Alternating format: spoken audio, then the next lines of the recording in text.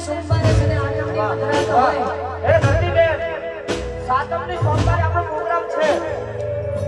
ધરતી સોલંકી ફરીવાર બૂમ પડાવવા ધરતી સોલંકી આવી રહ્યા છે ત્રીજો પ્રોગ્રામ શાહપુરની અંદર શીતળા સાતમને સોમવારે ધરતી બેન બૂમ થઈ ગયા છે આવો આપણે અમદાવાદ શાહપુર બૂમ પડાવીએ અમારા જેવી ફરજના નેજા હેઠળ ભાઈ